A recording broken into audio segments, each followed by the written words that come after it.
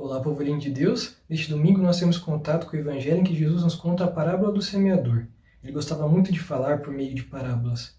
Mas o que é uma parábola?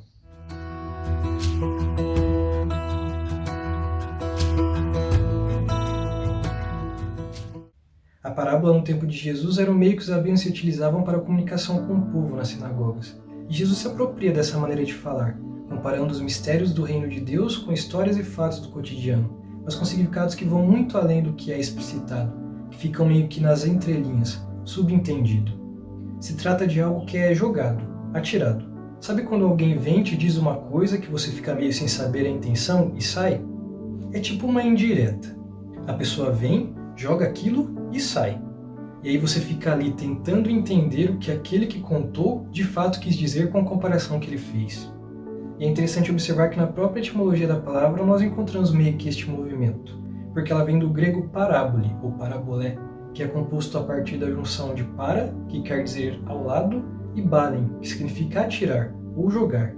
Assim, parábole tinha o sentido de comparação entre duas coisas que eram jogadas uma ao lado da outra. Beleza, eis o significado de parábolas, comparações indiretas que eram jogadas e atiradas por Jesus para fazer com que as pessoas pensassem um pouco sobre a vida e o que elas estavam fazendo dela. O legal é que, como as parábolas eram coisas do cotidiano, as pessoas sentiam mesmo que aquela indireta era para elas, pois era algo muito familiar de cada um. É mais ou menos quando a gente vai para a missa e na homilia o padre fala algumas coisas e a gente fica assim: meu Deus do céu, aquilo que o padre falou foi para mim. E neste domingo nós temos a parábola do semeador, que joga, que atira as sementes por onde ele passa, como Jesus, que atirava, jogava suas palavras e suas parábolas por onde passava. Parábola que é muito atual, inclusive ela está acontecendo neste exato momento que você assiste esse vídeo. A todo tempo nós fazemos a experiência de semear algo em nós. Hoje você semeou um monte de coisa em você. Desde que você acordou, muitas coisas foram jogadas sobre ti. Uma palavra que te falaram, uma música que você escutou, uma imagem que você viu, e de alguma forma tudo isso encontrou repouso aí dentro. Só que a gente nunca para pensar nisso. E essas são sementes que muitas vezes passam por nós sem que a gente perceba, como as sementes do Evangelho que caem pelo caminho, nos espinhos ou em terrenos pedregosos. E elas passam a se perceber sobretudo nos dias atuais, em que vivemos em meio à correria e expostos a tanta informação. Mas sabe o que vai fazer com que essas sementes que foram jogadas sobre você virem frutos? A atenção que você dedica a elas. Junte elas e jogue no terreno fértil da contemplação. As regue, as cultive e esteja aberto às surpresas, aos alimentos, aos frutos que elas te reservam. Se empenhe no diálogo com as sementes que forem cultivadas. Afinal, quem cultiva plantas diz que a gente deve conversar com elas, não é verdade? A minha mãe conversa com as dela. A cachorrada hoje tá difícil. Tente escutar o que elas têm a te dizer. Isso não é loucura. Porque estudos científicos já comprovaram que uma vez que você conversa com aquilo que cultiva, neste caso com as plantas, as chances dessas crescerem mais saudáveis é muito maior. Mas uma vez que você não dá atenção às sementes que são lançadas sobre ti, elas se perdem ou morrem. Esteja atento às indiretas de Deus, às sementes que Ele lança sobre a sua vida. Esteja aberto à graça, aos alimentos, aos frutos que Ele almeja para ela.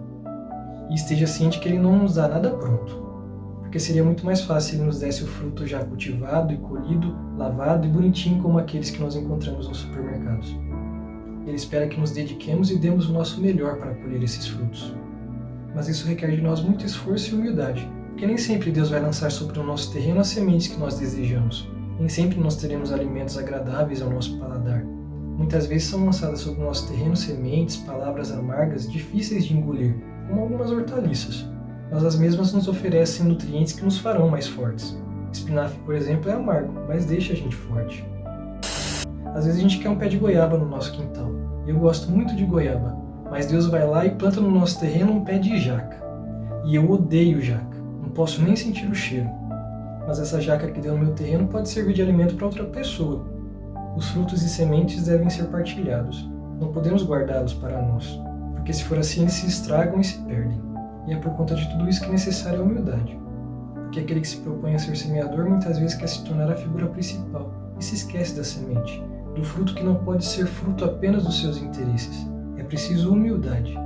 E ao atirar essa palavra dentro dessa nossa reflexão, eu gostaria de finalizá-la trazendo o significado dela, que é muito profundo e vai muito ao encontro do que a gente está refletindo. A palavra humildade deriva de dois termos do latim: humus, que quer dizer terra, adubo, e iude, que quer dizer pés. Sendo assim, humilde é aquele que tem os pés no chão.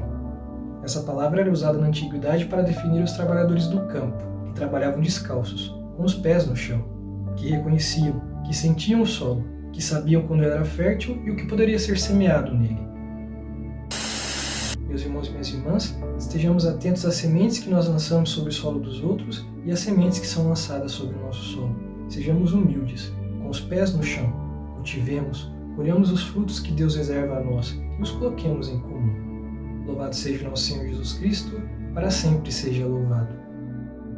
E não se esqueça de dar um joinha, se inscrever no canal, ativar o sininho e compartilhar esse vídeo nas suas redes sociais. Afinal, a semente precisa ser lançada em outros terrenos. Tchau, tchau.